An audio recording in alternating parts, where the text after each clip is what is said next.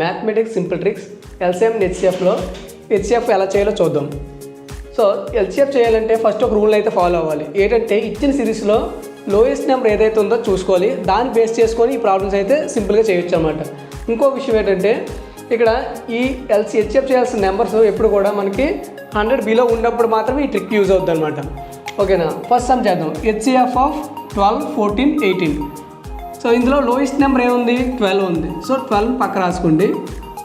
12లోని first highest factor ఏది ఉంది అది మనం తీసుకోవాలి. 12 హైయెస్ట్ ఫ్యాక్టర్ ఏముంది? 6 ఉంది, అంతే కదా. 6 తోటి ఈ రిమైనింగ్ 2 నెంబర్స్ 14, 18 ఉంది కదా, అవి డివిజిబుల్ అవుతాయి లేదు చూస్తే. డివిజిబుల్ అయితే దానికి ఫ్యాక్టర్ ఇదే హెచ్సిఎఫ్ అయినట్టు, డివిజిబుల్ అవ్వకపోతే ఇది హెచ్సిఎఫ్ కానట్టు అనమాట. సో 6తో 14 అనేది డివిజిబుల్ అవుద్దా? అవ్వదు. నెక్స్ట్ 6తో 18 అవుతే 18 అవుతుంది కానీ 14 అవ్వలేదు కాబట్టి ఇది హెచ్సిఎఫ్ అవ్వదు అనమాట. సో ఇది కాదు. నెక్స్ట్ ఫ్యాక్టర్ ఏముంది? దీని తర్వాత 12కి 4 ఉంది. 4తో చెక్ చేద్దాం. 4తో 14 చెక్ కట్ అవుద్దా? కట్ అవ్వదు. 18 అది కూడా కట్ అవ్వదు. సో 4 కూడా కాదు.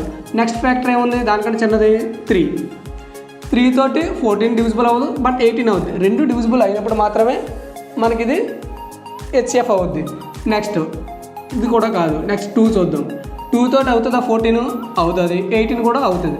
సో ఇచ్చిన సిరీస్కి మనకి హెచ్సిఎఫ్ ఏమైంది? 2. ఇక్కడ సింపుల్గా హెచ్సిఎఫ్ ఈజ్ ఈక్వల్ టు 2. ఇంత సింపుల్గా మనం అయితే వర్కౌట్ చేయొచ్చు అన్నమాట దీన్ని. అలాగే నెక్స్ట్ సమ్ చూడండి. 27, 18, 36 ఉంది. ఇందులో లోయెస్ట్ నెంబర్ ఏముంది? 18. 18కి ఫస్ట్ హైయెస్ట్ ఫ్యాక్టర్ చూసుకోవాలి. హైయెస్ట్ ఫ్యాక్టర్ ఏది? 9. దీన్ని ఆఫ్ చేసుకుంటే వచ్చేస్తుంది కాబట్టి 9 అనేది 27 డివిజిబుల్ చేస్తుంది అండ్ 36 కూడా డివిజిబుల్ చేస్తుంది కాబట్టి 9 అనేది డైరెక్ట్గా హెచ్సిఎఫ్ అయిపోద్ది అన్నమాట మనకి. ఓకేనా, నెక్స్ట్ టైం చూడండి. HCF of 24, 42, 30. ఇక్కడ చిన్న నెంబర్ ఏముంది? 24. 24కి ఫస్ట్ హైయెస్ట్ ఫ్యాక్టర్ అయితే 12. 12లో 42 పోద్దా? పోదు. 30 పోద్దా? 30 కూడా పోదు. కాబట్టి 12 అనేది హెచ్సిఎఫ్ కాదు. నెక్స్ట్ ఫ్యాక్టర్ ఏముంది? 8 ఉంది. సో 8లో 42 పోద్దా? కట్ అవ్వదు. 30 ఇది కూడా కట్ అవ్వదు. సో ఇది కూడా కాదు. నెక్స్ట్ ఫ్యాక్టర్ 24కి ఏముంది ఫ్యాక్టర్? Next factor 6.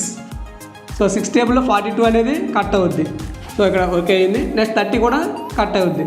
సో మనకి ఇక్కడ హెచ్సిఎఫ్ ఏమవుద్ది? 6 అన్నమాట. సో ఇంత సింపుల్గా ఒకే నెంబర్ బేస్ చేసుకొని మనకి మొత్తం సిరీస్ తీసుకొని డివిజన్ మీదనే చేయాల్సిన పద్ధతి అయితే అవసరం లేదన్నమాట.